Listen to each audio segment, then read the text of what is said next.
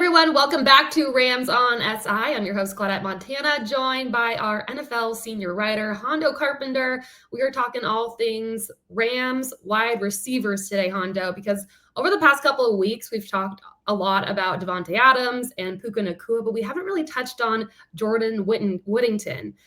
He's going into his second season with the Rams. So my question for you is, what are your expectations for him in year two?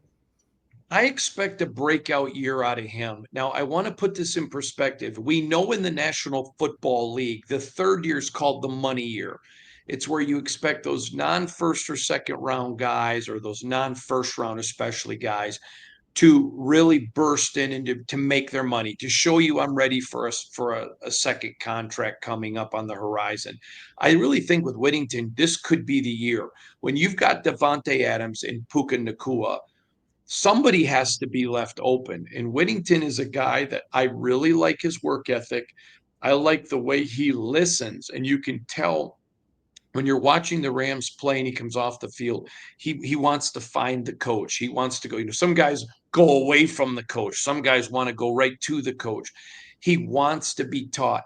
There is an old adage that you can in the NFL, and I learned this from Don Shula, that you can tell a lot about a guy not by judging his height, weight, speed, or how much he can lift, but by how strong is his want to.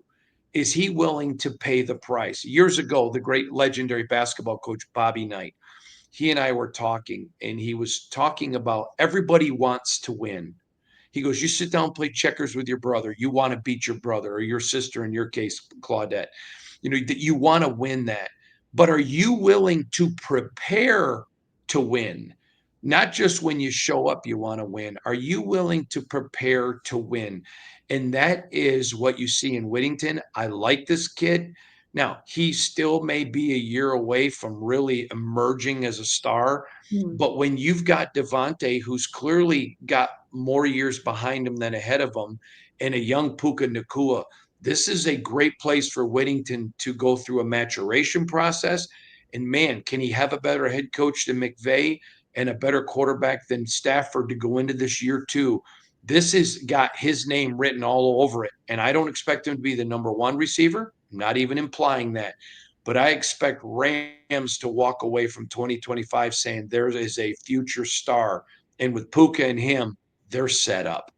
And who better to learn from also than having a veteran guy like Davante Adams in that group as well. I'm sure he'll be able to pick up a lot of little tips. A lot. Yeah, from Davante. So, and let's give some credit here to our Rams beat reporter Brock Vieira, because Davante has been spending a lot of time with Puka and Jordan teaching those things. I think that shows us maybe some maturation in Davante going from the great player to now becoming a great leader. Absolutely, 100%. All right, I want to remind everybody that they can go to Rams or si.com/NFL/Rams for all of your Rams coverage.